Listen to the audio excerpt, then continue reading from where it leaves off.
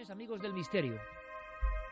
La fotografía con la que solemos poner portada visual a esta especie de dossier con toda la actualidad, como toda esta temporada, se convierte en vídeo, en fotografías enlazadas. Por eso aumenta el misterio, porque en los días que corren hemos visto casi de todo, sobre todo por la globalización y la cantidad de filmaciones extrañas que luego en la inmensa mayoría suelen tener un resultado más o menos racional y nada extraño, y también, por qué no decirlo, por los fraudes constantes. Pero, de momento, y hasta que se resuelva el enigma, lo ocurrido hace apenas una semana sobre el mítico volcán Popocatépetl nos deja, por eso empezamos con esta imagen, casi sin palabras. Popocatépetl, que significa monte que humea o monte llameante, está a unos 55 kilómetros al sureste de esa inmensa urbe, Ciudad de México. La cadena Televisa, una de las emisoras más importantes e influyentes del planeta, tiene una cámara fija que registra los movimientos de ese cono con glaciares perpetuos. ¿Por qué? Porque desde el pasado día 16 de abril ha entrado ese gran volcán en fase amarillo 3, cosa que, como su nombre indica, es bastante preocupante. La gran urbe mexicana está acostumbrada a vivir a la sombra del gigante, a la sombra de ese orificio del cual salen fumarolas, sobre todo desde 1993 hasta ahora. Tiene unos 730.000 años de historia, pero quizá lo ocurrido hace tan solo unos días sea de lo más extraño. Estamos trabajando a contrarreloj para que las últimas filmaciones y análisis los tengáis en tiempo real en ikerjimenez.com, porque este vídeo hay que verlo, sinceramente hay que verlo para creerlo.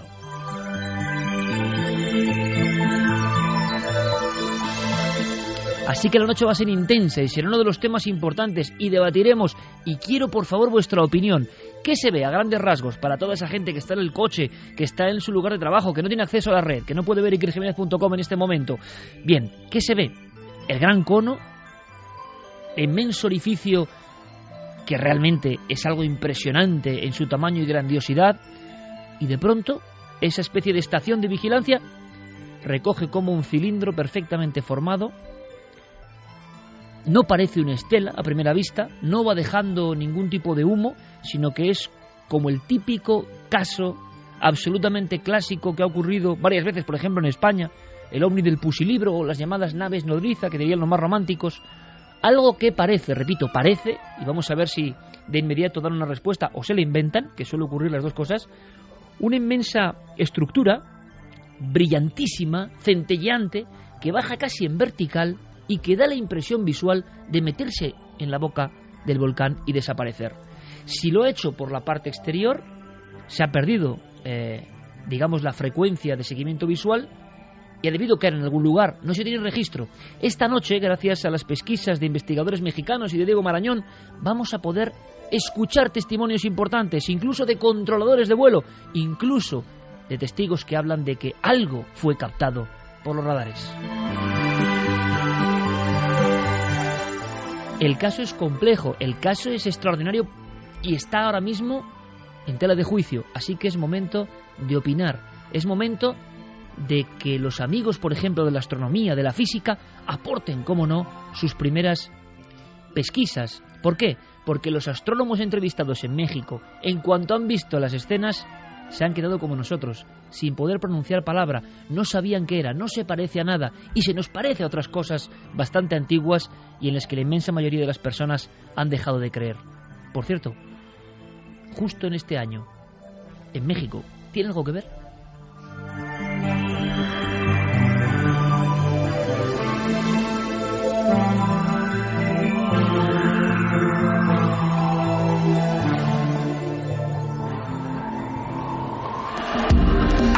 Nunca antes habías estado tan cerca de lo desconocido.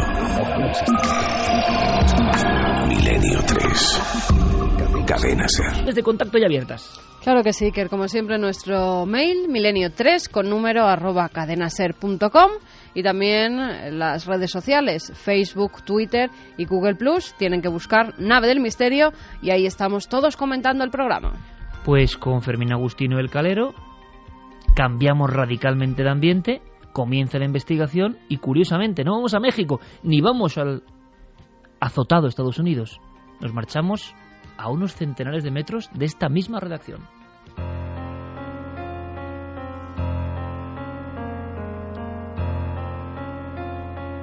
Desde que lo compramos, los antiguos propietarios sí que contaban historias y contaban que había fantasmas o espectros. Algunos dicen que oyen ruidos por las noches. Pues el edificio es un edificio de 1803, que hay un manuscrito que se pide licencia para la obra en 1803. Antiguamente conectaba con la iglesia que tenemos al lado y los terrenos eran de la misma propiedad, y que el cementerio de la iglesia está pegado a nuestro sótano, vamos. Había una capilla, el sótano estaba lleno de trastos. Compró un conocido periodista para hacerse aquí su vivienda, y su mujer y su hija empezaron a hacer la obra, y cada vez que entraban empezaban a sentir cosas raras, ¿no? Pues dolores de cabeza, y sentían que había algo. Es decir, nos dieron las llaves para que volviéramos a vender el edificio, y tardamos unos meses largos en venderlo. Pues al principio, cuando se estuvo haciendo la obra de rehabilitación del hostal, los obreros dejaban el ascensor. Había un ascensor antiguamente, lo dejaban por la tarde, a lo mejor estaba en la planta de arriba y no tenía electricidad ni nada. Cuando venían por la mañana estaba en la planta baja. Hubo un cliente que también nos hizo en la noche una foto a una ventana con el flash, y en la foto decía que aparecía una mujer con 2 niños ahorcados.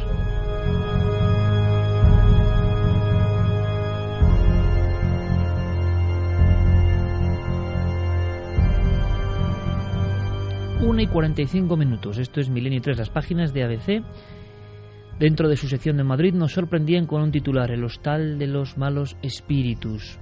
Nos habíamos enterado, y concretamente nuestro compañero Ger Pérez Campos, de esa inserción, incluso a nivel inmobiliario, y esas referencias comentando que había un lugar de difícil venta en pleno corazón viejo de Madrid. Lo que no sabíamos es que había una pareja de colegas, sobre todo él muy conocido, envueltos en esta historia, aunque precisamente el protagonista principal, digamos a nivel de celebridad, que es José Antonio Avellán, el famoso locutor, compañero en las líderes radiofónicas en otra emisora ahora, y su esposa hacen una inversión porque hay un local impresionante a un relativo bajo precio, y entonces empieza una historia que al final se acaba transformando en lo que decía este promotor inmobiliario. Tuvieron a los 3 meses sin llegar a vivir prácticamente que devolver las llaves. O sea, eso que hemos escuchado tantas veces en las películas, se fueron casi sin estar, ocurrió de verdad, y a personas de toda garantía, ¿no? Estamos hablando de un palacete que hay en la calle Cañizares, en el número 6.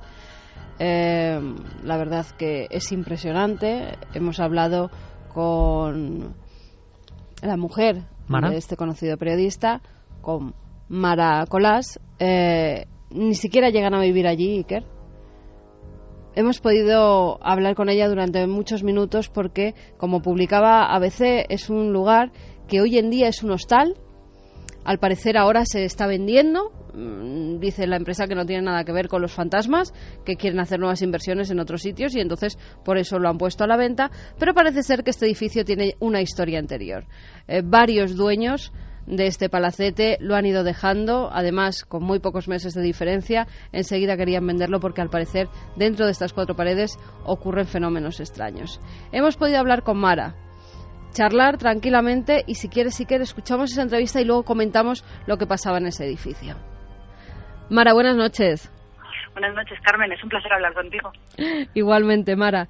Sabemos que adquiristeis tú y tu familia una casa, una especie de palacete de principios del siglo XIX, y que allí empezaron a ocurrir cosas. Tú cuéntame cómo llegáis hasta ese inmueble y qué es lo que empieza a pasar que a ti te llama la atención. Como eres una experta en la materia, si te digo 2 cosas vas a ver perfectamente cuáles. Habrás oído muchos testimonios de mucha gente que ha pasado por circunstancias parecidas. Y una es lo que puedes contar, que son hechos constatados, y otra cosa las sensaciones. Ya de entrada, la forma en que llega a mí ese palacete, porque es un palacio, con 7 protecciones oficiales, fue curiosísima, porque una gran agencia me dijo, te voy a ofrecer una cosa, tiene que ser para ti, no vale para especular, si quieres te la paso, te la cedo, te va a encantar, está en un sitio malo, pero te vas a enamorar. Yo no sabía dónde iba, ni sabía los metros que tenía, ni nada. Yo necesitaba venirme de Las Rozas a Madrid porque mi marido tenía un horario muy apretado, tenía una niña muy pequeñita y quería estar cerca de Madrid para que su padre pudiera estar más tiempo con ella. Entonces fui a verlo y la primera vez que yo entré allí fue espectacular. O sea, yo pensé que me estaban tomando el pelo. Era imposible que ese tipo de casa fuera accesible para cualquier persona, que no fuera para una organización o una fundación, porque era maravillosa, era como el palacio de Sisi. Lo que pasa es que cuando yo entré en aquella casa no duré ni media hora. Ya al principio fue horrible, me puse mala, malísima. Tenía una jaqueca que era incapaz de poder ni abrir los ojos. La primera vez que yo entré en esa casa. Cuéntanos un poco, Mara, cómo era esa vivienda. ¿Tiene 2 pisos? ¿Tiene 2 plantas? ¿Hay alguna zona que te llamara la atención? La vivienda, lo que me enseñaron los dueños, que eran rarísimos, digo lo que me enseñaron porque llegué a comprar la vivienda sin ver como un tercio de la casa, pues siempre había excusas para no enseñarme cosas que luego me sorprendieron. La vivienda era maravillosa, tenía una entrada con un paso de carruajes en mármol rojo con 2 apliques de bronce de 1800 que tenían alarmas para que no se fueran robados, tenía un cristal emplomado que daba paso a un distribuidor con una consejería a la izquierda y una escalera como de baile de emperatriz. En la mitad de la escalera a tu derecha había una armadura antigua española y entrabas a un patio cuadrado, como de unos 100 metros cuadrados, que estaba pues lleno de policromías árabes alrededor, todo de mármol blanco, con una fuente en el medio, coronado por un emplomado gigantesco que daba luz a todo el interior de la casa. La parte alta era la parte principal de la casa, donde había un salón corrido increíble, o sea, con unas lámparas maravillosas, suelos de tarima de madera desgastadas, pero todavía tenía un gran esplendor la casa.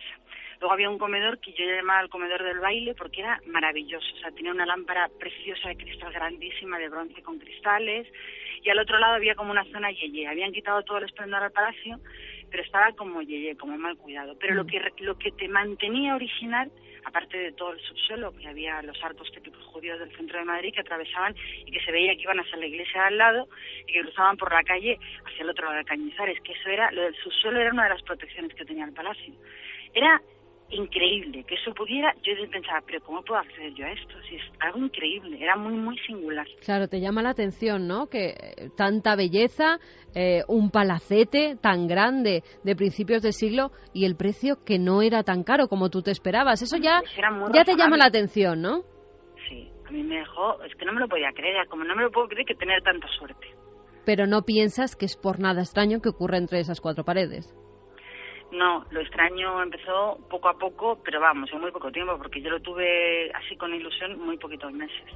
¿Lo adquieres y Claro, empiezan las obras?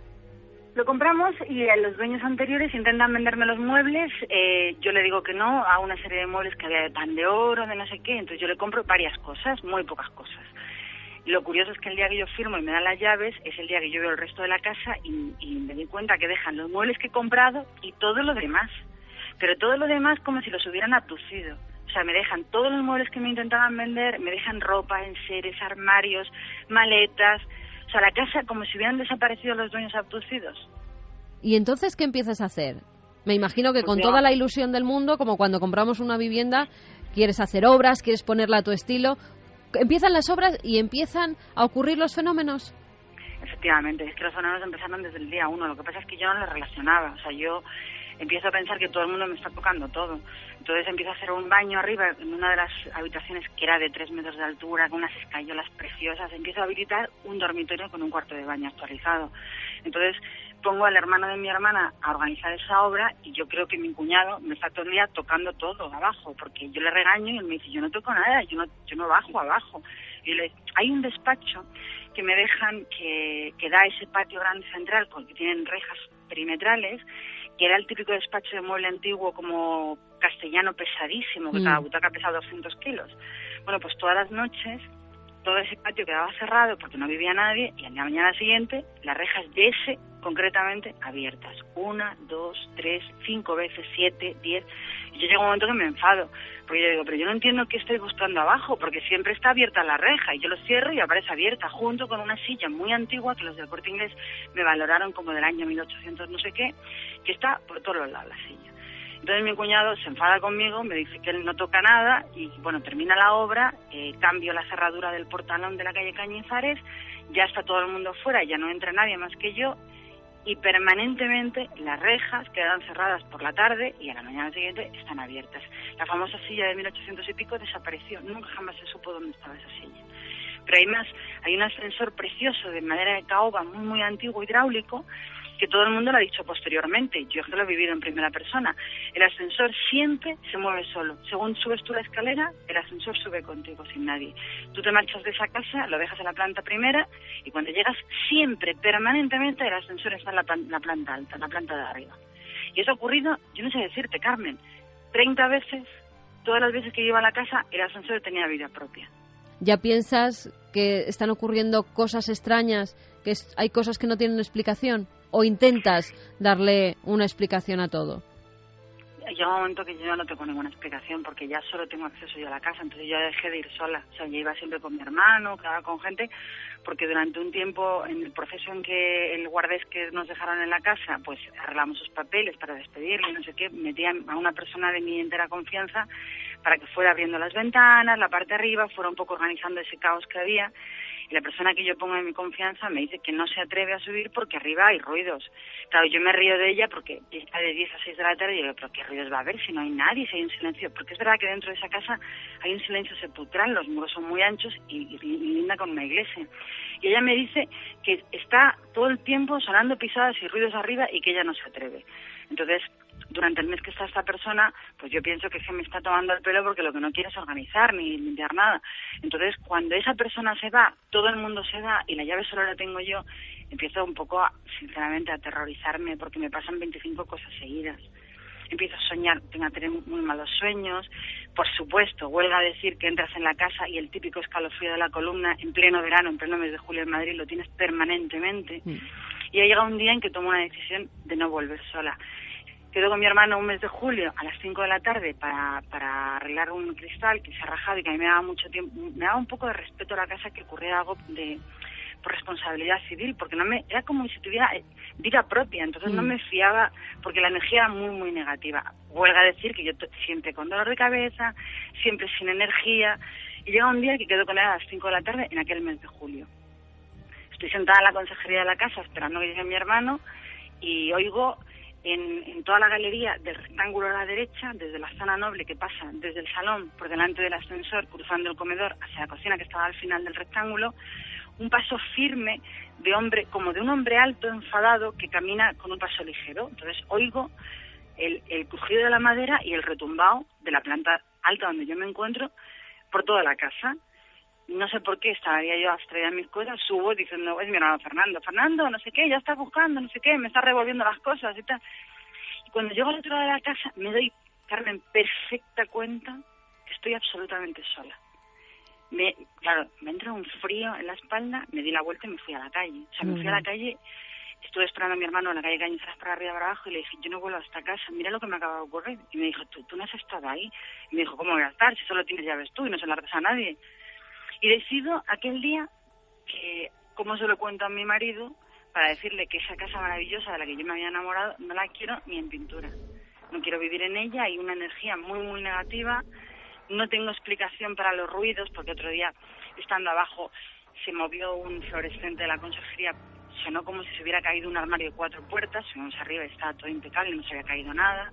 O sea, siempre oías ruidos inexplicables, pasos, golpes muy fuertes que movían la luz, cosas que se movían, las rejas permanentemente se abrían de ese despacho, solo de ese despacho, y el ascensor ya ni te cuento. Maray, hay un día en el que descubrís que también hay una especie de capilla, ¿verdad? Hay una capilla al fondo de la planta baja, en la esquina, muy maltratada, con humedad, donde hay un montón de basura en el medio, muy grande, de enseres de toda una vida, cosas de plástico, no sé qué. Oye, había un cuchillo de cazador con sangre, un cuchillo grande de cazador esos con sangre en la hoja. Era como, qué barbaridad. O sea, ¿cómo puede haber esto en una casa como esta? todo era como malos augurios, porque había una chimenea arriba en la zona norte que estaba llena de cartas de los años 40, luego había 3 bodegas en el subsuelo, una de ellas como tapiada por la mitad, que daban ganas de abrir, romper y ver por qué la habían tapiado, ¿no? ¿Qué es lo que escondía? Había una zona interior, que era un cuartito de estar, era un dormitorio y un aseo que estaba justo enfrente, en el rectángulo, enfrente a la calle Cañizares, que la parte interna de esas 3 cosas estaban bloqueadas con una puerta acorazada. Tenía 2 fichetes, una por cada lado. Entonces yo cuando cogí la casa y lo pude ver por vez primera, yo decía, ¿quién? Claro, no caí, pero yo pensaba, ¿quién puede estar tan asustado en su propia casa para estar blindado en una zona con 2 fichetes? Con lo cual, Mara, ni siquiera entráis a vivir allí, ni siquiera pernoctáis una sola noche. Uy, no, yo le dije a mi marido que yo no quería nada de esa casa, que además que yo tenía la sensación que iba a acabar conmigo, yo tenía sueños horribles, yo decía, no, es que no quiero nada. De hecho, cuando la pongo en venta, no me quedo con nada es nada. Dejo los muebles, dejo todo. O sea, y la gente me decía, pero cógete la consola de pan de oro que has comprado. Yo decía, no quiero nada de esa casa, está todo impregnado de malas vibraciones. Tú lo tomas como una casa con entidad propia, como si esa casa tuviera vida y no quería que nadie estuviera allí, que no movierais sus cosas, como si esos mismos muebles guardaran una historia oculta que no hemos podido averiguar, porque los de la propia agencia han estado investigando en qué era ese edificio y no han llegado tampoco a muchas conclusiones. No encontramos nada, por ejemplo, está desaparecido el registro de la casa desde 1803 hasta 1927, me parece que la compra un político madrileño. No sabemos nada de quién la habitó, por qué, se supone que se hizo sobre el campo santo de la iglesia de al lado, no tengo ni idea. Lo que sí tengo, claro, que esto suena, Carmen, esto suena a loca perdida, yo no lo soy porque no soy ninguna experta en esa materia, nunca me ha pasado nada antes de la calle Cañizares y nunca después, estos últimos 10 años. Pero sí que la sensación cuando yo entraba ahí era como si 100 personas que te odian estuvieran mirando. O sea, la energía era tan negativa que por más que abrieras las ventanas yo me sentía como con aire pesadísimo. Te chupa la energía. Además, curiosamente, Exacto. mi hija Saray le pasaba lo mismo. Era chiquitita, entraba conmigo, no salía de la consejería y tenía la pobrecita una sujeción, un dolor de cabeza y yo le decía, vete a jugar, que hay muchas cosas. Y me decía, no mamá, que tiene mal rollo. Me decía, y era súper pequeñita entonces. Y siendo la niña pequeña, ella llegó, porque sabes que los niños son más intuitivos, que parece que ven otro mundo, que nosotros no podemos llegar a él, ya pasada una edad. ¿La niña te comentó en algún momento si veía algo, si había, no sé, sentido algo en esa vivienda? Fíjate que no, porque yo tenía a la pequeña, pero la pequeña no pasaba de la recepción, no quería entrar, nunca quiso entrar. Y yo le decía, pues vas a vivir aquí. Y me decía, ya verás cómo no. Mira. Y de ahí no la sacaba, con el ya verás cómo no. Oye, no se equivocó. Fíjate. Yo ya no quería vivir ahí, ni dormir ahí se quedó el baño nuevo, ahí se quedó todo. Qué listos son los niños. Qué listos son los niños. Hay una iglesia al lado donde, según publica ABC, allí al parecer mataron a 7 monjes y se utilizó también como refugio en la Guerra Civil Española. ¿Tú crees que tiene algo que ver o no lo relacionas? Yo tenía 2 sensaciones. Una sensación masculina muy maligna, o sea, muy cargada de hostilidad. Esa sensación de un hombre que te está siguiendo y te está mirando, o sea, es una sensación, yo no he visto nunca nada. O sea, yo solamente he visto objetos que se mueven, golpes, pisadas, yo no he visto jamás nada. Y luego otra de víctima femenina. Entonces tienes varias sensaciones. Yo no sé si eso tiene que ver con la guerra. A un hombre que compró la casa, me parece que en el 27, se la quitaron los milicianos y fue un refugio de milicianos que aprovecharon para matar a los monjes de al lado. Pero yo tengo la sensación de que el secreto de esa casa es anterior. De hecho, en el patio hay un sumidero, pues yo te diría de 50 o 60 por 60, que es una losa que levantes y de un sumidero que cae al subsuelo del Madrid antiguo, que recuerda que pasaban muchas aguas por abajo de Madrid, que estaba entero excavado. Pues una vez tiramos una piedra, hoy te asustaba. Y yo le decía a mi hermano, madre mía, qué barbaridad, tú ahí tiras un niño entero y cae para abajo, o sea, y nadie lo encuentra nunca, porque era un sumidero brutalmente grande. Con lo cual, vete tú a saber los secretos y lo que esconde esa casa. Pues Mara Colás, 1000 gracias por tu testimonio, de verdad. 1000 gracias, Mara. Carmen, un abrazo muy fuerte para ti y todos tus oyentes. 2 y 3 minutos de la noche. Esta era la conversación, fragmentos de alguna forma de una gran conversación que hemos colocado aquí entre 2 mujeres que además con mucha complicidad han desarrollado una historia, sobre todo, claro, Mara Colás, que yo quiero felicitarle personalmente porque claro, es una profesional también del medio, sabe contar, pero cómo lo vivía, cómo lo transmitía, lo vivido. Mencionaba a su hija pequeña. Claro. Solo alguien que ha vivido esos fenómenos en primera persona puede contarlos como los ha contado. Además, una persona siendo colega, compañera de la radio, sabe perfectamente cómo describir los sucesos que han vivido. Sí, ella pero y su familia. se ve una verdad, es que la han pasado muy mal. Mencionaba a la niña pequeña que precisamente, yo no sé por qué, por cuestiones de horario no puedo seguir ese programa tan célebre que es La Voz, pero que participaba en el programa, creo, sí. Una chica joven, que era pequeña en el momento que ocurre todo esto y que, claro, esto es y en que el hablaba año 2001. Claro, y hablaba con su madre diciendo, verás cómo aquí no vamos a vivir. Pero luego hemos visto, por supuesto, de inmediato que os ha parecido. Quiero agradecerlo porque, en fin, hablamos de la esposa de José Antonio Avellán y buenos profesionales en el sentido de muy conocidos, muy célebres, no tienen nada que ganar con todo esto, indudablemente, y que siendo compañeros de otra emisora no hayan tenido ningún problema para atender nuestra llamada, pues de verdad nos alegra mucho, ¿no? Porque hay circunstancias en las cuales yo creo que las emisoras en ese aspecto son lo de menos, ¿no? Nos interesa saber, contar, y cuando hay un compañero o unos compañeros como en este caso, nos interesa doblemente porque sabemos que somos los primeros que nos solemos callar las cosas, sinceramente, porque nos debemos al público. ¿Cómo vamos a de repente contar una historia así? Claro, solo si es absolutamente verdad y te ha impactado, ¿no? Claro, hay más cosas. Primero hay un puzzle muy extraño de hechos y de situaciones. Estaba escuchando atentamente a Mara Colás y me estaba viendo a la mente de verdad la historia de Amityville, ¿no?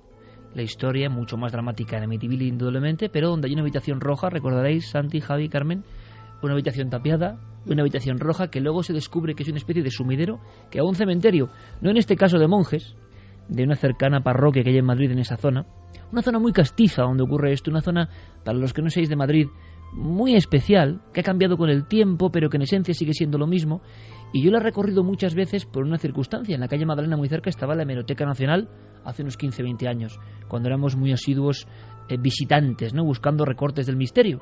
Estaba allí, en la calle Magdalena, al lado de este lugar. Pero claro, en Amityville, por ejemplo, el sumidero grande que había en una habitación roja llevaba hasta un lugar donde los indios habían sido no aniquilados, sino peor todavía, puestos ahí a dejar a morir de alguna forma, ¿no? Y había habido una muerte agónica, decía la historia de Amityville, para algunos exagerada. Pero claro, esa sensación también contada e hilada de una presencia negativa, una historia que tiene que ver con la guerra civil. Sin embargo, hay que decir, objetivamente, no se ha descubierto que estén las tumbas de ese camposanto. Claro, estar cerca de la parroquia indica que eso puede ocurrir, ¿no? Pero se cree que parte del camposanto que está anexo a la iglesia puede estar casi muro con muro con lo que es este palacete, con lo que es esta vivienda. No se sabe hasta qué punto las tumbas pueden llegar a estar construidas justamente debajo del palacete. Es complicado buscar, porque yo sé que, y Mara me lo ha comentado a micrófono cerrado, que es cierto que han intentado buscar más historia de la casa y no han conseguido llegar a muchas cosas.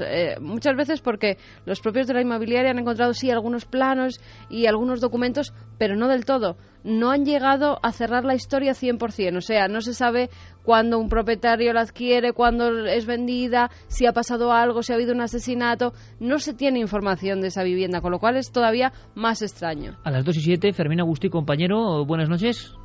Fermín. Buenas noches, Iker. Me comentabas simplemente porque ha habido una caída brutal de la web ikerjimenez.com por los accesos al mismo tiempo, que ya tenemos tanto en redes sociales como en la web los vídeos del volcán. Efectivamente, ha costado un poco subirlo a la web de ikerjimenez.com, pero me acaba de confirmar Guillermo León que ya se puede ver a través de la web y además de las redes sociales de Facebook, Twitter y Google+. Perfecto. Gracias, Fermín. El ovni, entre comillas, del Popocatépetl en tiempo real. Santi, Javi, ¿qué opináis? Porque hay otro elemento. Mira, hoy he tenido yo sueños muy raros, hoy precisamente. O sea, eso pasa y uno no lo puede controlar, ¿no? Sueños que te vienen, que te van, que seguramente para los más seguidores de la fisiología tienen que ver con algo que pasa en tu organismo, en tu pensamiento. A veces yo creo que no tiene nada que ver con nada de eso. Una imagen que te impacte, una historia que te impresione. Pero ¿cuántos testigos? Hay dos factores. La sensibilidad especial de las mujeres, no me cabe la menor duda. Si fuera Avellán el que claro, que vivió poco allí, o no vivió, no le dio tiempo, claro. Que Mara era la que estaba constantemente pues viendo las obras que se estaban llevando a cabo. Imagínate si llegan a vivir y a dormir. Es que ella me decía que ni siquiera llegaron a pernoctar una noche porque viendo lo que había pasado, ella ya tenía pánico hasta entrar en la vivienda, con lo cual es lógico y normal, claro. Los fenómenos, es muy curioso porque los fenómenos ocurren solo en periodo de obras. Ojo, primer detalle. Segundo, sensibilidad especial femenina. Decía yo que Avellán no podía contar igual, aunque cuente bien las cosas, porque había un sentido femenino en esta historia que se ha contado, una especie de impresión muy fuerte, como que la casa puede contigo, o te está diciendo algo que tú sí percibes. Que te está diciendo márchate. Exactamente, que te está diciendo márchate, como en Amityville, la famosa historia de ese reverendo que va a exorcizar la casa, y que él dice, y lo dijo, y pusimos aquí la grabación, que solo oía márchate, ¿no? Márchese, fuera, una voz, ¿no? Cuando llega allí. Y luego hay otro factor, ese de los sueños, ¿no? 3 patas importantes. Al mismo tiempo, aunque no se pernocte en la casa, se está trabajando, está uno vinculado a ella con las preocupaciones de una casa, y en el otro domicilio, en Las Rozas en este caso, uno está recibiendo una información onírica que a veces desechamos como diciendo son sueños y no valen de nada, pero que igual nos están indicando algo, ¿no? En fin, es un caso en pleno corazón de Madrid que rescatamos para todos vosotros, con voces, ponemos voces a todo lo que contaba hoy ABC. Nuestra obligación es, como no, Milenio 3, Cadena SER, contaros todo lo que está pasando y, si es posible, ser los primeros en contarlo y que lo disfrutéis o sobrecojáis. Elementos curiosísimos de historias que se repiten una y otra vez. Pues la verdad es que el caso es tan rico, es tan lleno de detalles, de matices, que se me han ocurrido tantas cosas que comentar que voy a tener que dosificarme. La primera, voy a empezar por lo que has sugerido tú, lo de los sueños. Mira, una de las lecturas de juventud que más me marcó fue precisamente la interpretación de los sueños de Freud. Y la tesis de Freud, que quien no se haya leído el libro es un poco denso, pero como está repleto de casos propios, de casos tratados en su consulta, pues eso lo hace más ameno y sobre todo te va demostrando la tesis que él quiere darte. Es muy curiosa y viene muy a cuento. Freud termina diciendo que básicamente los sueños se alimentan, la inmensa mayoría, de lo que ha percibido tu inconsciente en las últimas 24 o 48 horas. Cosas de las que no has sido ni siquiera consciente, que no han traspasado el umbral de la percepción, y sin embargo tus sentidos, no solo los 5 sentidos físicos, a lo mejor también otros estos sentidos las han percibido, y probablemente esos sueños inquietantes, esos sueños que ella definía como horribles, que no quiero ni imaginarme en qué podrían consistir, pues después de pasar una jornada que a lo mejor, pues aparte de estos hechos inexplicables, pues ella estaba con sus obreros, pues con su cuñado, pues oye, lo que es una ama de casa que está preparando su nuevo hogar, muy atareada, sobre todo un hogar de esas dimensiones y de esa envergadura. Pues a lo mejor no estuvo pendiente de muchas cosas que por su visión periférica, por la parte inconsciente de lo que oyó, por sensaciones que fueron apenas un atisbo, al final se realimentaban por la noche y le venían a visitar simplemente casi como un grito de su inconsciente diciéndole cuidado que te estás metiendo en un sitio peligroso.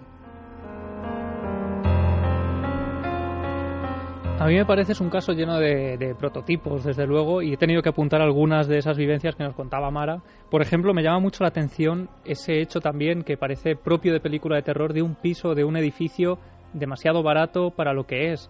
Eso clásico donde los hay. Y habitado por una familia bastante extraña, por lo que me comentaba. Claro, además no es muy normal que vendas ese palacete a tan bajo precio y encima con todos los muebles de época que hay dentro, que eso ya si la misma familia... Es ganas de deshacerse de eso. Es ganas de salir corriendo de ese lugar, de deshacerse de todo. Decía Mara, es que dejaron hasta las maletas. Es que yo cuando llego con las llaves me encuentro que la familia parece que la han abducido de la casa y que se han ido ellos solos porque han dejado completamente todo. Dice, hasta lo que no le compré yo de muchos muebles no quería saber nada porque no me gustaban, porque no quería colocar así la casa. Dice, y es que me dejaron todo, hasta sus maletas. No sabía lo que ocurría allí. Es que había detalles, perdona, que había detalles que parecían de aderezo. O sea, eso que ha contado del cuchillo de monte con sangre seca en la capilla, o sea, eso no se le ocurre a un director de arte de una película de terror ni pensándoselo mucho. Claro, y muebles además que ellos reciben en la casa cuando ellos llegan a vivir, pero ¿desde cuándo llevarían allí? Porque eran muebles que parecían casi del principio, es decir, ¿cuántas familias se habrán marchado de allí dejando todos los enseres que luego pues se encuentra Mara? Porque parece ser que el inmueble data de 1802 aproximadamente, y es curioso que en los últimos 10 años se haya intentado vender hasta 4 veces. Y también sería interesante, desde luego es difícil, ¿no?, por lo que nos decía Carmen y Mara, pero corroborar eso del sótano y de los posibles enterramientos, porque varios de los trabajadores que han estado varias noches en ese lugar hablaban precisamente del sótano como un lugar bastante inquietante, y sin embargo en las fotografías que podemos ver tampoco parece un sótano de película, ¿no?, que te incite a salir de allí corriendo. Está bastante cambiado. Parece ser que con las obras que han hecho siendo un hostal lo han cambiado bastante, porque cuando ellos entraron a hacer las reformas eso no estaba así. Había 3 bodegas que eran como los subterráneos y era completamente diferente. Ahora parece que hay como una zona de bar, lo que han hecho el hostal, y eso ha cambiado radicalmente, me comentaba Mara. Además, fíjate, ellos al cabo de los meses por fin logran venderla a un hombre francés que la compra, y Mara me comentaba que iba a hacer una exposición de muebles antiguos y modernos, y que ni siquiera llega a hacer esa exposición, que adquiere la casa, la tiene durante 9 meses, no llega a vivir dentro de la casa y se va también como ha llegado. Es como una casa que no se deja poseer, ¿no?, ni habitar. Y luego, entre el racimo de clásicos, la clave la ha dado Santiago Camacho, una vez más, en estos aspectos de hasta qué punto el nuevo caso aporta cosas que ni siquiera la ficción puede llegar a ellas. Ahí está el marchamo de la verosimilitud, ¿no? Cuando uno inventa entre comillas, inventa porque lo ha vivido, lo describe, lo ha sentido así, y sin embargo es una creación nueva respecto a lo que ya conocíamos. Pero hay elementos curiosísimos. Por ejemplo, dicen que cuando eso se transforma en hostal, los clientes ven a una mujer, otro arquetipo, vestida de blanco, que no es ninguna cliente, que la sorprenden vagando por alguna de las zonas comunes, y luego, sobre todo, que uno de los clientes, entre los muchos casos que comentan, incluso los promotores inmobiliarios, cosa que no es ninguna fama, también es curioso, no es ninguna fama para vender el caserón, a ver quién lo quiere ahora, ¿no? Pero nunca se sabe. Lo que sería interesante es investigar, vamos a intentarlo. Hay una cosa que yo nunca había escuchado, me parece muy fuerte, eso puede significar que creo que es demasiada recarga de tintas o interpretación muy terrorífica, demasiado quizás, pero si es verdad, ojalá esté escuchando el hombre que una noche ve algo en la ventana. Está en el hostal, cliente que ve algo en la ventana. Tiene las agallas, entre comillas, para sacar la cámara fotográfica, según cuentan, y lanzar una imagen. Y lo que aparece es una mujer y 2 niños ahorcados. Esto puede sonar muy impactante. ¡Qué miedo! ¡Qué miedo! Pero no parece muy lógico. O sea, es decir, nunca hemos escuchado nada parecido, y si ocurre, si es una interpretación del fotógrafo en sí, sería muy interesante que se pusiera en contacto, porque es el eco de Milenio tan grande que sabemos que a quien sea le va a llegar, que estamos hablando de esto. Nos gustaría mucho, ¿no? Yo creo que fue por error y que luego lo viene en la fotografía. O sea, no lo ve en visión directa, aparece después. Exactamente. Como cuando tú vas a un hotel, haces una fotografía a la habitación para tener un recuerdo, para mandársela a tus amigos, para lo que quieras. Y en esa ventana, reflejado, asegura que aparece pues lo que has descrito, una mujer, al parecer ahorcada, con 2 niños que también están colgados de una soga. Que es mucho decir, ¿no? Te decir, es un detalle, una cosa es una figura, una nebulosa, pero una cosa tan definida. Pues Mara me decía que ellos no vieron nada. Pero tiene muy claro que el día de las pisadas es una presencia masculina, llega a definir eso, ¿no? Sí. Por la forma de pisar. Sí. Mira, y luego Mara ha introducido ha sugerido otra cosa que a mí me parece muy interesante comentar, que es cuando hablaba de este sumidero donde uno podía haber echado cualquier cosa. Sonaba el espinazo del diablo, vamos. Sí, mira, yo hace muchos años estaba visitando las Highlands, estaba visitando Escocia, y claro, pues iba de mansión encantada en mansión encantada, y ya claro, al enésimo castillo encantado, a la enésima mansión gigantesca de tal o cual clan, que tenía media docena de fantasmas, pues ya le dije a mi acompañante, digo, bueno, ¿aquí qué pasa? O sea, que de verdad tenéis un fantasma en cada casa. Y claro, me hizo una reflexión que no se me olvidará hasta ahora. Dice, mira, nosotros ahora, tú, yo, tú en Madrid, pues yo en Glasgow, vivimos en casas pues de 50, de 100, de 200, de 400 metros cuadrados. Perfecto. Y eso es una casa que está en una ciudad, que tiene vecinos, que es un chalet adosado, que es una... Esto es una casa que tiene 4.000 metros cuadrados. Y esto, aparte de ser muy grande, en aquella época daba impunidad. En estos muros, durante todos estos siglos, aquí ha pasado de todo. Y nadie fuera de estos muros se ha enterado jamás de lo que sucedía.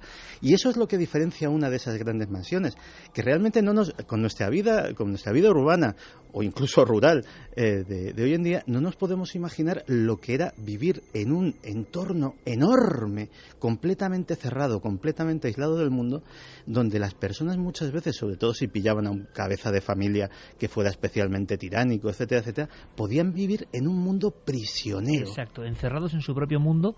Ahora escuchamos rápidamente, primera ráfaga, porque vamos de inmediato con lo que está pasando en México en tiempo real, vuestras opiniones de qué os ha parecido este caso, ¿no?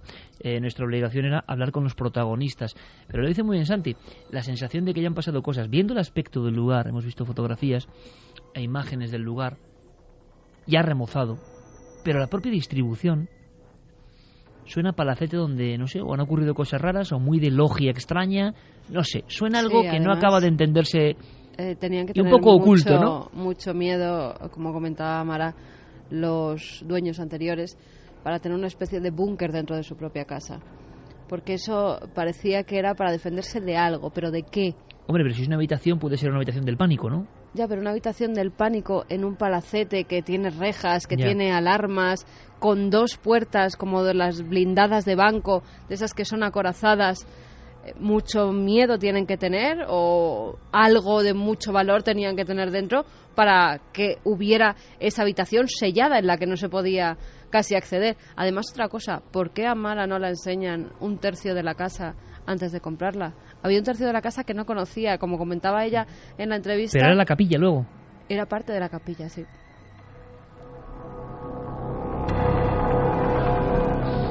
¿Qué dice nuestro público? Repetimos vías de contacto porque también va a ser interesante la opinión, la perspicacia, detectives de Milenio 3, por supuesto, en torno a la siguiente imagen que va a copar la actualidad, que es la de el ovni sobre el volcán Popocatépetl hace apenas una semana. Pues repetimos las vías de contacto, milenio3 con número @cadenaser.com y la nave del misterio, tanto en Facebook como en Twitter, como en Google+. Johnny decía, con razón los dueños anteriores le hicieron el regalo, entre comillas, a la pobre incauta. Pablo dice, estoy flipando, la casa de los fenómenos extraños de la que están hablando en Milenio 3 es el Hostal Katz y yo pasé una noche allí en 2010. Pues sí, exactamente. ¿Y notó algo? Ese hostal. Bueno, pues se lo preguntamos desde aquí. Pablo Somoano, ¿notaste algo? Al parecer no, porque si no lo hubiera comentado. Ha flipado ahora cuando hemos dicho el sitio y lo ha visto, sí. Eso es. Pedro Abeja dice, me juego el cuello a que después de esto el hostal se llena de gente y se les quitan las ganas de venderlo. Bueno, hay mucha gente que está diciendo que qué hostal es para no ir. O sea que no sé si es publicidad o no es publicidad. Duben dice, yo conozco ese hotel y es verdad. Está a la venta el hotel. El hotel está ahora mismo a la venta por más de 6 millones de euros. Creo que lo tengo aquí. En el ABC lo publicaban. 6.380.000 euros. Es lo que vale hoy en día el hostal. Sergio dice, donde hubo muerte siempre quedará el rastro de ese alma. Borja Fernández, ahora la gente al escuchar esto quiere ir, pero el historiador, ¿por qué no ha ido antes? Supuestamente un palacete de Madrid lo deberían conocer. Pino en las nubes dice, pienso lo mismo, la niña percibió algo, raro era que no. Mario Leonardo dice: mi prima en Tordesillas tenía fenómenos parecidos y vamos, duró en la casa un mes, no volvió a pisar en ella ni en broma, vaya miedo. Y Brit dice que con un edificio así tan fantasmagórico en Inglaterra se hace el agosto montando un hotel encantado. Juan Miguel, que por Dios esa casa es de película. Fran Ojeda sí, dice... lo que ocurre es que luego haces ¿cómo decirlo? Industrializas como todo el fenómeno y estoy seguro que el fenómeno no aparece. Es como si vamos nosotros con 20.000 cámaras, 40.000 sensores, si el misterio le da igual. El misterio igual está ahí, lo que sea, porque quiere asustar a esa gente en concreto, no a nosotros, o a no lo mejor mostrarse. así pasa. Sí, pero es que puede ser, pero la sensación general es que el misterio tiene sus leyes que nosotros no conocemos. Y suena muy atractivo y muy fácil. Vamos a ver los fantasmas, que es lo que mucha gente de inmediato... ¡Y qué emoción! La mayoría de las veces te encuentras con nada. Van y no pasa nada. Ah, bueno, pero si es que aquí no había fantasmas, vaya. Como si esto fuese... Hemos hecho el mundo como un parque temático. Compras tu entrada y quieres tu recibo, y eso no es así. Con el misterio, desde luego, no. Aparece cuando quiere, a quien quiere y por algo. Cuando uno va con otras intenciones, parece que cambia el programa de juego, ¿no? Y no quiere decir por eso que no exista. Fran Ojeda decía con la descripción de Mara que se ha enamorado del palacete. Madre mía, con un palacio así me esforzaría por llegar a un trato justo con los fantasmas, que hay sitio para todos, opinaba Elkin. Y es que la verdad es que es maravilloso, o sea, por las fotos que estamos viendo, y creo que antes era todavía más bonito, que ahora ya remozado pues ha perdido un poco de encanto, pero que antes era todavía mucho más bello. Pero qué bonito, esto ha salido, yo creo que esto es estar a la última, y es lo que queremos hacer este año, ¿no? Y espero que estéis disfrutando con nosotros, ¿no? Contar lo que está ocurriendo, lo que está pasando, así que quiero felicitar al equipo, en concreto a Javi por la gestión y a ti, Carmen, por esa... complicidad, ¿no? Con esta mujer que se ha apartado también. Por eso, pero de verdad que nos ha parecido un momento muy bonito de radio, momento sobrecogedor también, y hemos querido contarlo para todos vosotros. Vamos rápidamente con toda la información que sobrevuela, nunca mejor dicho, el mundo. Algo flota sobre el mundo, que decía Carlos Murciano. Noel, volvemos al mundo cósmico, volvemos a esa gran tinaja humeante en mitad de México, porque algo está pasando. Popocatépetl llevaba varios días tranquilos hasta ayer por la tarde, cuando registró una fuerte exhalación. Pero tras la exhalación se registró algo que no sé qué sea, no sé cómo explicarlo. Vamos a verlo juntos. Miren lo que cae en el cráter. Esta es la exhalación y luego es esto. 2:25, perfectamente descrito, y además, como ya llevo unos minutos en redes sociales, Nave del Misterio, lo sabéis, nuestra única línea oficial, la única que tenemos como programa, y a nivel personal Carmen y yo, porque luego los compañeros tienen sus vías de contacto como siempre, y como es lógico y lícito, pero nosotros tenemos esa con Guillermo León en la cabeza, Nave del Misterio, en todas las redes sociales, ikerjimenez.com. Extrañísimo. Rápidamente, ¿qué os ha parecido, compañeros, al verlo? No, la imagen es impresionante. O sea, yo pocas veces había visto, sobre todo con el marchamo de autenticidad, es decir, esto procede de una cadena de televisión absolutamente profesional, que se la juega y evidentemente no va a cometer ningún tipo de fraude, y la verdad es que es inexplicable. O sea, es absolutamente de momento. inexplicable. Atención, que estoy seguro los ultra escépticos y las personas más incrédulas y los que quieren que siempre, no los que sanamente quieren saber la verdad, ojo, que yo también que la quiero saber, estarán ya maquinando a ver qué ya ha pasado, porque a una astrónoma mexicana importante, bueno, será una estela, será un cometa, cuando se ve la imagen, cuando ya ve la filmación, no sabe ni qué decir, porque lo que se percibe es un objeto cerrado en sí mismo, un objeto acabado, un objeto fusiforme, no una estela, una raya. Y la pobre mujer acabo diciendo, bueno, puede ser un píxel de la filmación, un píxel en la filmación que hace eso, ¿no? Eso me recuerda... no hace esas cosas. Eso me recuerda a tantos casos que era la raya en el negativo, ¿no? No hay otra forma de...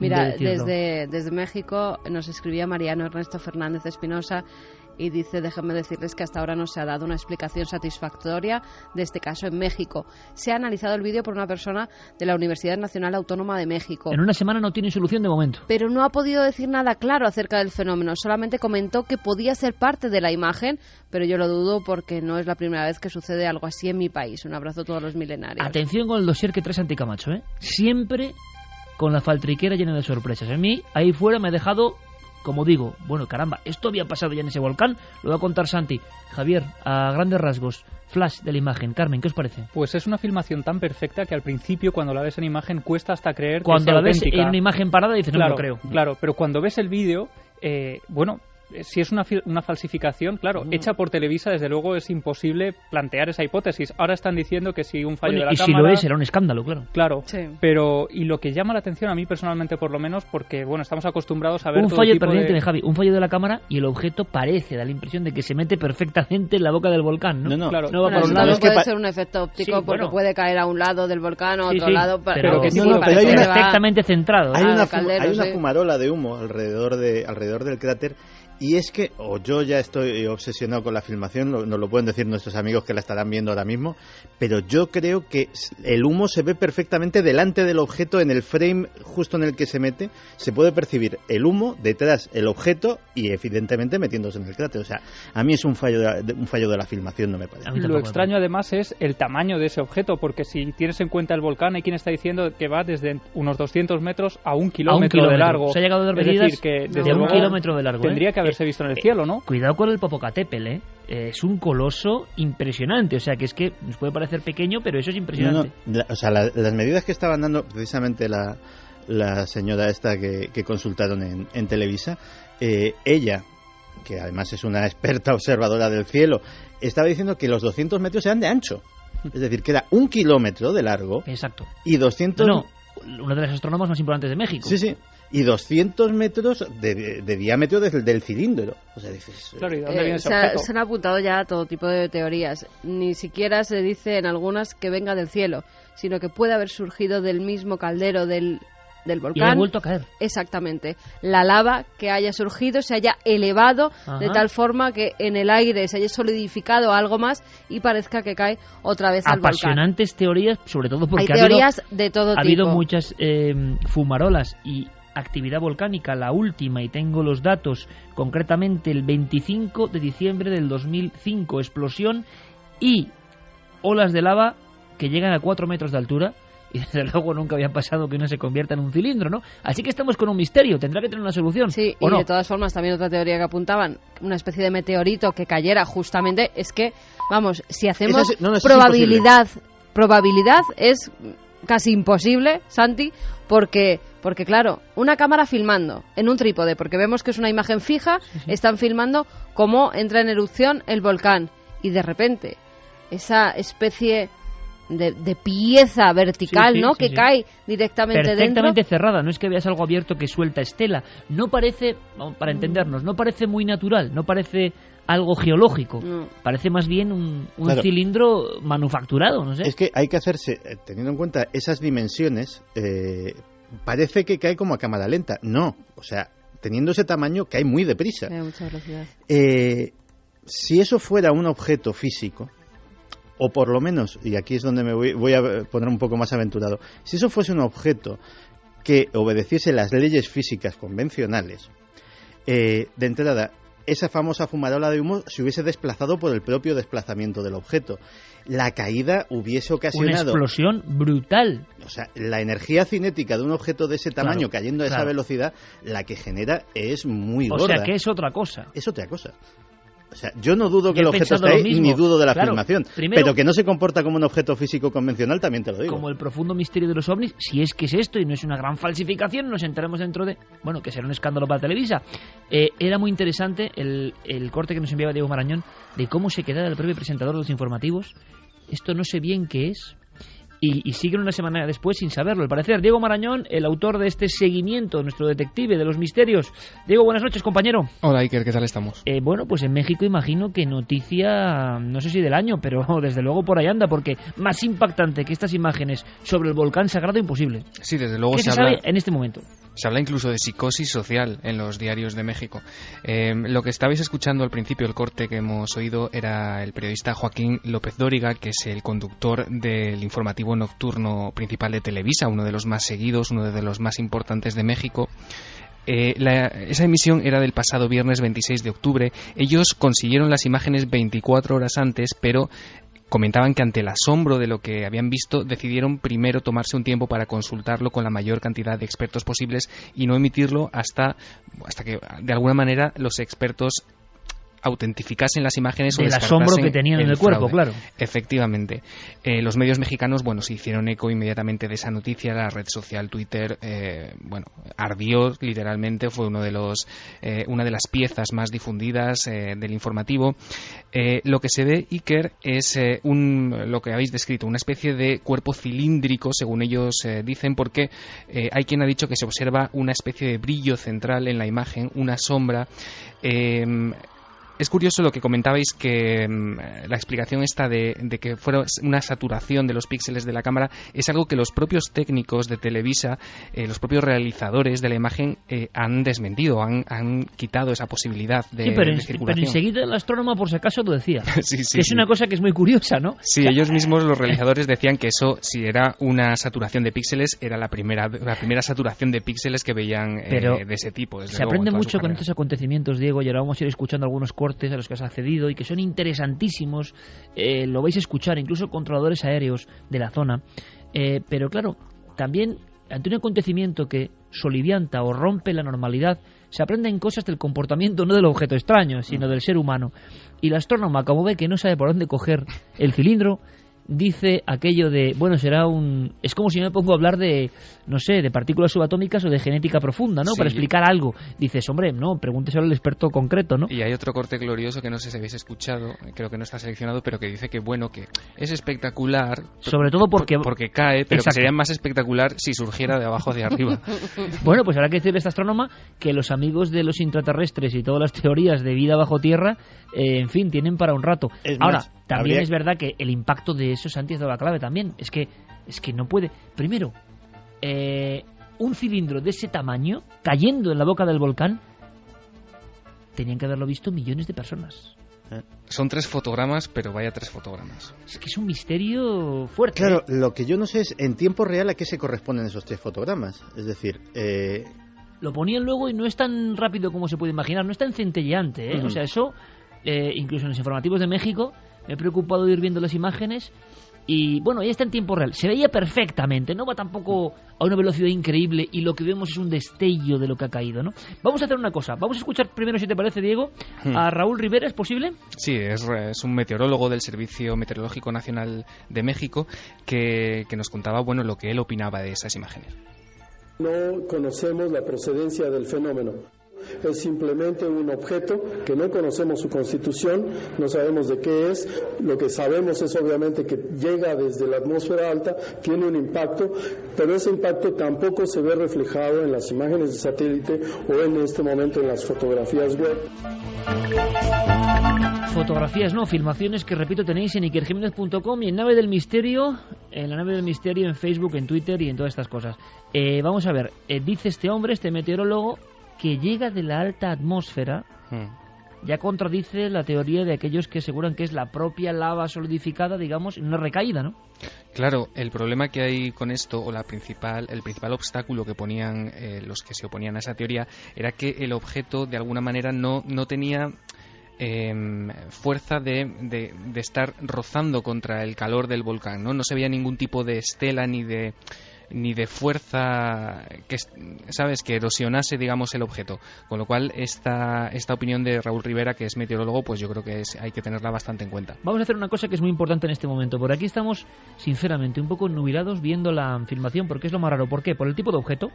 En España reconocemos algunos casos similares, sobre todo el del pusilibro, polémico donde los haya también, fotografiado desde la ciudad de Huesca, aparentemente, una cilindro gigantesco pero rojizo, allá por final de los 70. Bien, pero una investigadora mexicana, y tú lo reenvías, ha conseguido algo que sí es muy interesante por parte de profesionales, ¿no? Sí, se trata de Ana Luisa Cid, que es ufóloga, investigadora de ovnis en México, que colabora con algunas revistas en España. Ella ha entrevistado a un controlador aéreo del Aeropuerto Internacional de la Ciudad de México, a Enrique Colbeck, que, por ejemplo, confiesa que 4 días antes de esta filmación se detectó una especie de eco en el radar durante 7 segundos. Si quieres lo escuchamos.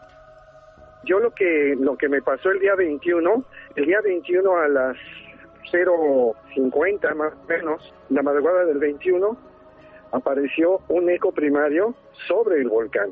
Y entonces estamos en abocarnos en conseguir la grabación para tener el hecho. ¿Hay alguien que pueda volar ahí? No, nadie, eso está prohibido.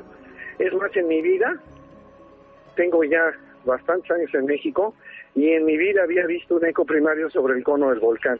Esta fue la primera vez, duró como 5, 6, 7 segundos, y después ya el radar le da el tratamiento de pérdida, le dio un vector, se movía hacia el suroeste, lo detecta justamente sobre el volcán, después alejándose al suroeste del volcán, y ya le pone el puntito y lo elimina, y así pasó. Pero en ese momento que yo acababa de pasar 2 aviones a la siguiente sección, a la siguiente fracción de control, y entonces lo vi de inmediato. Por eso es que fue muy fortuito, duró muy poco y sí lo vi aparecer ahí. Entonces inmediatamente le pregunté a los demás que estaban en la pantalla, en sus pantallas, si habían visto el eco primario, y todos me dijeron que sí. Hombre, nos parece de verdad de película, pero Enrique Colbeck, este controlador aéreo de uno de los lugares de tránsito aéreo más importantes del planeta, un nódulo esencial, distingue y dice que nunca había ocurrido un eco primario sobre la boca del volcán. Claro, y además esto ocurre el día 21, Iker, pero incluso antes, el 11 de octubre, el propio presentador de este noticiero, Joaquín López Dóriga, daba a conocer esta actividad del volcán, y de repente, mientras estaban conectando en directo, aparecían otros 2 objetos luminosos que se movían rápidamente, uno en la parte superior de la pantalla y el otro hacia la mitad, ambos de izquierda a derecha, y también se quedaban con la mosca detrás de la oreja, porque tampoco es muy habitual, y de hecho luego escucharemos cómo el tráfico aéreo encima del volcán está bastante limitado. Enrique Colbeck, Iker, descarta que se tratase de una nube del volcán. No tiene nada que ver con una nube de carácter que hubiera tirado el volcán en ese momento, hubiera exhalado en ese momento, porque la actividad máxima que se fue recurrente hasta este momento fue a las 00 alguna hora antes, y ahí tenía afectado un espacio aéreo de 24 o de 25 hasta 28,000 pies hacia el eco, hacia el este, y hasta unas 120 millas de afectación. Entonces estábamos moviendo tráfico al norte de esa trayectoria y al sur de la trayectoria para que no hubiera problema. Entonces fue bastante significativo por ese hecho. Y ahí también teníamos el radar meteorológico, y no había ninguna nubosidad que registrara el radar meteorológico de nosotros sobre el volcán. 2:40 en tiempo real y en conexión con todo el mundo, como ocurre ya. Necesitamos opinión de meteorólogos, de astrónomos, de físicos, de geólogos. Todos podéis participar porque queremos saber más. Es una de las filmaciones, no nos cabe duda ninguno, más intrigantes de los últimos tiempos. Ocurre en pleno 2012, en pleno mes de noviembre ya, final de octubre mejor dicho, y en este año tan clave. Imagino que todo está lleno de significado y simbolismo para algunos. Otros al mismo tiempo están buscando, y estoy seguro, devanándose los sesos, no por encontrar la verdad, repito, sino porque esto se olvide, se haga un titular rápido. No les ha dado tiempo a lo de la nube, a lo del píxel. Si no, hubiera salido en todos los medios de comunicación al día siguiente: el ovni de México del Popocatépetl era una nube o era un píxel. Como es tan espectacular, es difícil creerlo, pero en otros muchos casos ocurre, la prensa lo dice al día siguiente, repicando la noticia, porque casi es mejor, y después el tema se olvida, porque es que ha pasado más de una vez. Santi tiene ganas de contarnos alguna cosa que ha ocurrido en la boca de este mismo volcán, es decir, es un hecho reincidente, ya nos hace pensar, pero hay un documento más de Colbeck, ¿no? Sí, efectivamente, es un corte en el que este hombre cuenta cómo, a causa del peligro que supone ese volcán, de las altísimas temperaturas que pueden sentirse, está prohibido volar sobre el Popocatépetl, lo que descartaría que se tratase de una aeronave civil o militar. Eso no es posible, eso no puede ocurrir, es un área prohibida y está restringida a 10 millas. Sí, en el centro está ubicado geográficamente el volcán y no existe posibilidad alguna de que se autorice un vuelo en esas condiciones. El que lo haría es muy arriesgado, porque en una exhalación volcánica la ascensión de la nube o de la pluma se hace rapidísimo y entonces causaría un problema serio.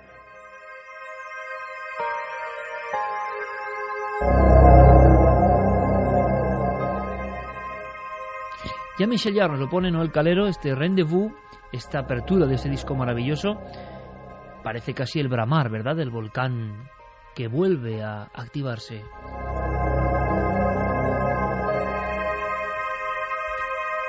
Y es que hay dos cuestiones que lanzo ahora mismo, Diego, y por supuesto puedes participar en cualquier momento. Esta es la información a la investigadora Ana Luisa Cid. Agradecemos, por supuesto, yo creo que es un documento muy interesante y que Diego Marañón nos reenvía para que podáis disfrutarlo, para saber más entre todos. Pero fijaos, amigos, primero, el hecho extraño de que no es un fenómeno aparentemente meteorológico, no es un fenómeno de la cámara, no es una aeronave convencional. Entonces, ¿qué demonios es? Segundo, ¿podemos decir eso de nave nodriza sobre el volcán Popocatépetl? Pues difícil, ¿no? Pero la forma es absolutamente antiaerodinámica y nos recuerda los casos de observaciones simbólicas casi, y vamos por un terreno espinoso, pero que quizá está en lo profundo del tema OVNI, como para que esto se muestre a todo el mundo, para que todo el mundo mire a las alturas y piense que todo es posible. Pero hay una cosa que no acabo de entender, y yo lo lanzo ahora mismo. Si este pedazo de cilindro impresionante que parece sólido ha caído sobre el volcán, ¿cómo los propios controladores aéreos no han visto la caída o no tienen medios para vigilar hasta ese nivel con cámara? O la única cámara, esto es interesante, que registra permanentemente, que puede ser, que parece que es lo que es, las actividades del Popocatépetl es la de Televisa, que al parecer, según tengo entendido, claro, según tengo entendido, Televisa, que es una empresa importantísima, pone esa cámara. ¿Por qué? Porque hay otro elemento a añadir a este misterio. Está ocurriendo justo con una fumarola. Está ocurriendo justo con un despertar repentino del volcán, no en cualquier momento. Claro, Diego, y me respondías, ¿es que los controladores no tienen eco visual de la zona? Lo que es seguro es que la única cámara, como decías, que graba permanentemente y las 24 horas la boca del volcán es la de Televisa. La tienen situada en un cerro cercano, que es el cerro Alzomoni, y lo tienen allí porque cuando se producen estas actividades, estas exhalaciones de lava del volcán, es desde donde ellos, es el único lugar desde donde se pueden grabar esas fumarolas de humo y ese emerger continuo de Es como cenizas. una cámara de vigilancia por si acaso, ¿no? Efectivamente. Vale, pero ¿cómo es posible que un objeto, yo ahora de abogado del diablo, de tal envergadura y tamaño, por ejemplo, no tengamos más registros? Bueno, quizá no haya mucha más gente enfocando la boca del volcán, pero es un volcán que estaba ya en actividad, que había pasado de un código amarillo 2 a amarillo 3. Se ha dicho, según los cálculos Iker, que se desplazaba a una velocidad superior a la de cualquier avión. Y yo me pregunto también si un objeto de 1 kilómetro de largo y con esas velocidades cae en el interior de un volcán, bueno, además es que revienta el volcán, digo yo. Claro, vamos. esa es la pregunta, ¿no? ¿De qué dimensiones o de qué peso podríamos también estar hablando? Para claro, que no... Por eso decía yo que sea lo que sea... Es otra cosa. Efectivamente, yo no dudo de la otra veracidad. Otra cosa que quizás se está mostrando por algo. Pues se está mostrando y de hecho ese tipo de cosas se muestran con mucha frecuencia en los volcanes en erupción. Y en este mismo ha habido más casos. Y en este mismo ha habido. Simplemente el experimento es muy sencillo. Poned en Google Images Popocatépetl OVNI o Popocatépetl UFO y de repente te saldrán media docena de fotografías, muy repetidas todas ellas, de diferentes años, siempre en erupción. O siempre en actividad, mejor dicho, es decir, en los años en los que el volcán ha estado inerte no hay ninguna fotografía de esas, curiosamente, y de hecho en otros volcanes ha sucedido. Mira, el famoso, y no pienso pronunciar el nombre porque no quiero hacer el ridículo. No, inténtalo. No, el volcán que en la primavera de 2010 paró desde Islandia todo el tráfico aéreo de Europa y que tenía un nombre muy divertido. Sí, que de repente se convirtió en una especie de enviado a la naturaleza que nos demostró a todos que podía paralizar Europa. Un volcán. Pues también tiene sus fotografías de objetos extraños a su alrededor y básicamente todos los volcanes en erupción no te voy a decir todos con exhaustividad, pero la inmensa mayoría se han dado este tipo de casos que, bueno, como son fotografías y las fotografías siempre las ponemos en cuarentena, decimos, bueno, cosas raras. Cosas que han surgido a raíz del suceso impresionante y que la gente por internet ha ido poniendo cosas, e incluso hay algunas impresionantes, los amigos canarios lo saben bien, la explosión impresionante del Teneguía, el despertar del Teneguía, el año 71. Yo recuerdo que tuvimos visto fotografías. Claro, hay estructuras que salen del volcán impresionantes, ¿no? En el Vesubio se veía, por lo que ocurría con los huecos, que ahí habían salido piedras gigantescas. Pero claro, el problema, Santi, es que esto no parece una piedra trazada al azar, irregular. Es que lo alucinante es que su formación es tan absurda como perfecta. A no ser que alguien haya manipulado la cámara que está 24 horas grabando.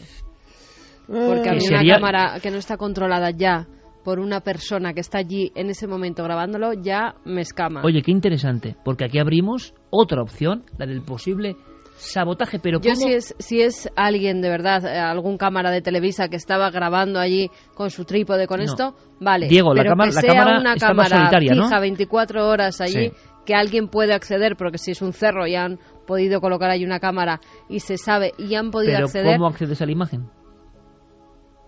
Es que no sé qué tipo de grabación es una tiene. Cámara de grabación continua. Sí, es una cámara automatizada de las que graban continuamente 24 horas. No hay nadie allí, simplemente está la cámara. ¿Y dónde se recoge la imagen? ¿En la propia Televisa?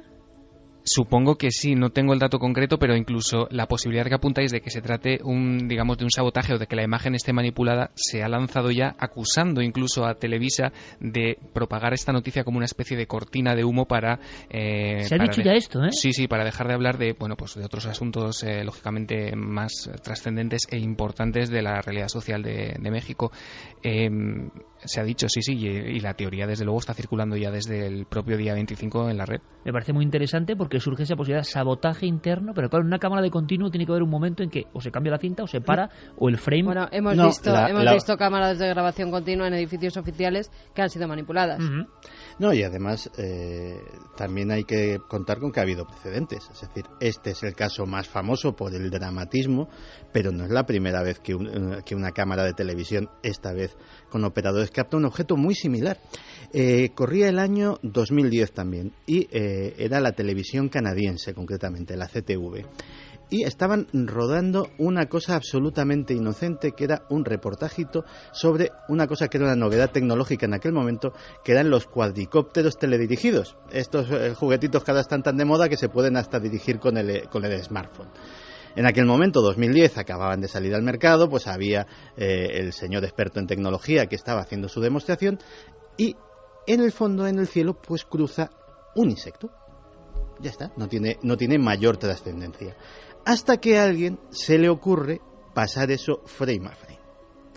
Y cuando se pasa esa imagen frame a frame, lo que se descubre es que se trata de un objeto que ocupa como 10 grados de arco en el cielo, o sea, gigantesco, fusiforme, de forma de cigarro puro, que cruza a toda velocidad y que se sabe perfectamente que es un insecto. ¿Por qué?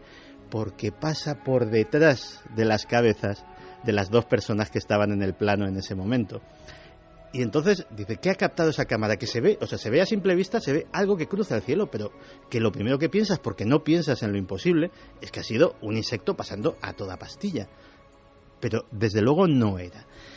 Y luego, en los últimos días, concretamente en Kentucky, un objeto de esa misma condición, es decir, un objeto luminoso, fusiforme, estuvo un par de horas, dicen, en el cielo y fue grabado durante esas horas por un astrónomo aficionado que se llama Allen Eplin, cuya grabación también se puede acceder a través de la red a ella.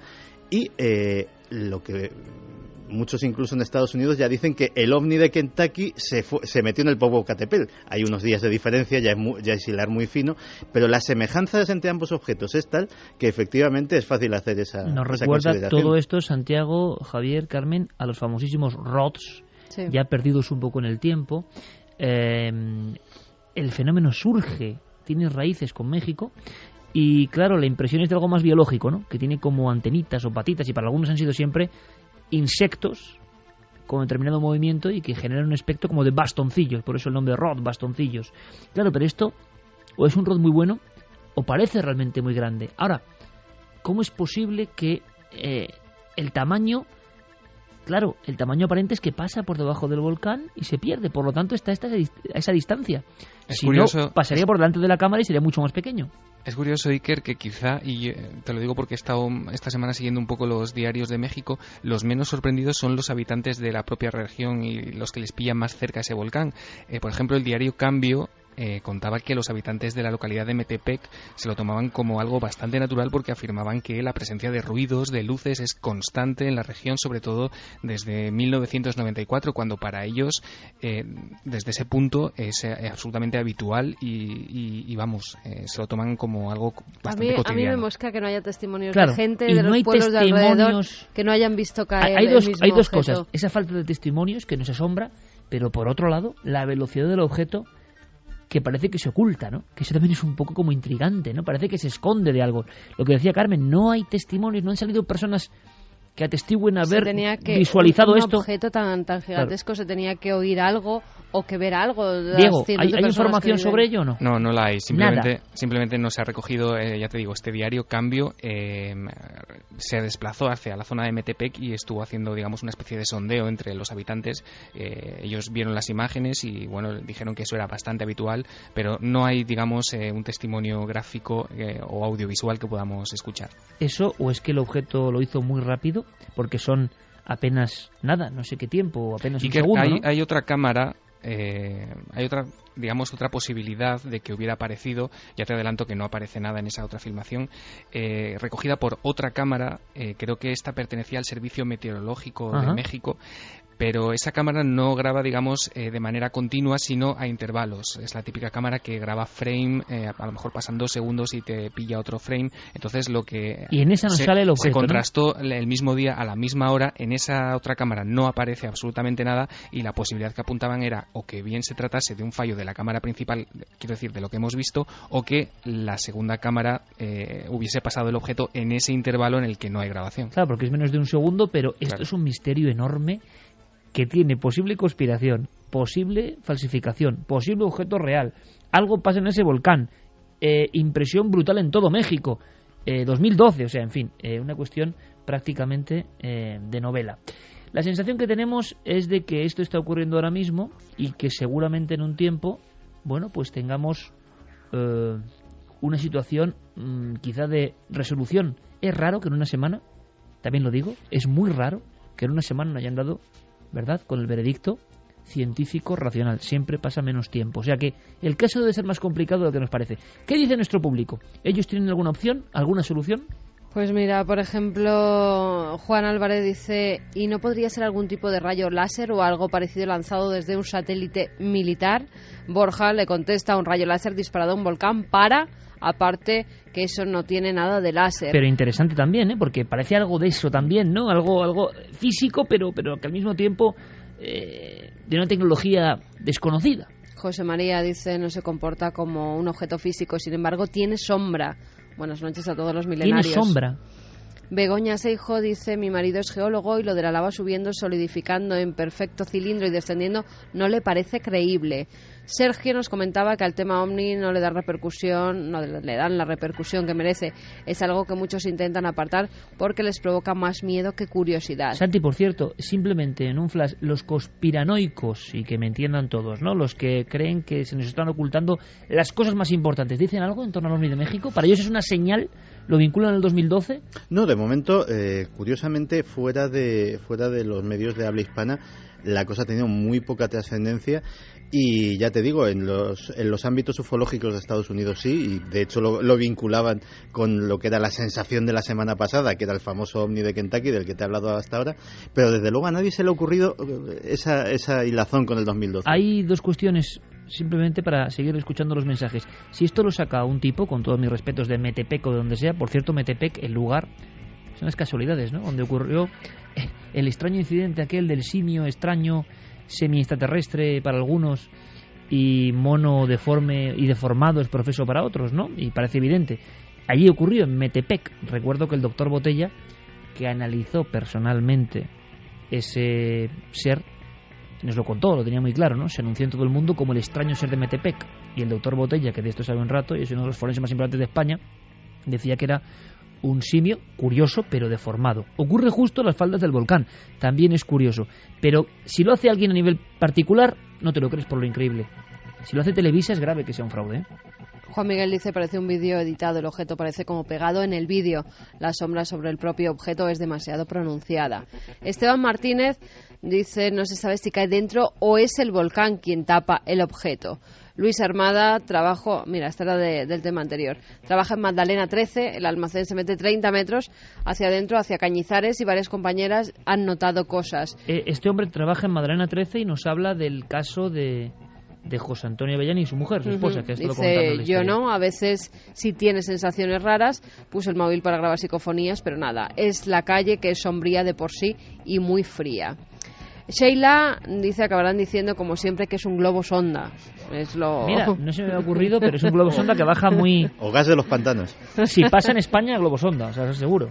O chimeneas. También puede ser por la forma, en este caso podría ser chimenea. A mí me intriga lo que has dicho, la bomba que has soltado aquí, que de repente Diego ha hilado de la posibilidad de que alguien con algún objetivo haya trastocado la cámara oficial de Televisa, ¿eh? Estamos hablando de algo más que una televisión en México, ¿eh? Sería un escándalo, ¿eh? Bueno, para tapar muchas veces la información política que se está viviendo en ese país se hacen muchas cosas. Fran Ojeda dice, soy el único que lo ve como una lanzadera de la NASA cayendo. Lo que se ve en una sola imagen, ¿eh? Por eso la traíamos aquí. Yunes dice, a mí me suena a defecto en la imagen, pero vaya, así viéndolo a ojos sin más análisis ni nada de nada. Mario Leonardo, es imposible que la lava sea cilíndrica, es un objeto raro. Marian Hernando, se ve claramente que es un objeto físico entrando en el volcán, es muy raro. Rafa dice, no tiene ningún sentido, un ovni entrando en un volcán, hay tantas cosas que se nos escapan. Maestro, la cilíndrica es una forma muy habitual en los avistamientos ovni. Pablo, que nos decía que no nos preocupemos, que no le había pasado nada extraño cuando estuvo esa noche. Entonces nos quedamos más tranquilos. En el Hotel Encantado. Venga, seguimos ahora nuestros compañeros, como siempre, con toda la información de todo lo que está pasando, y nosotros, a nuestra manera, viajaremos a Nueva York para contar otras cosas que no son muy habituales. Es como un poco lo extraño, y ha ocurrido a todos los niveles. La conspiración, muchos norteamericanos que piensan que hay algo más dentro del desastre que han vivido, y cosas muy insólitas, y mucho más a la vuelta, aquí en Milenio 3, después, por supuesto, de todas las noticias a las 3 en punto.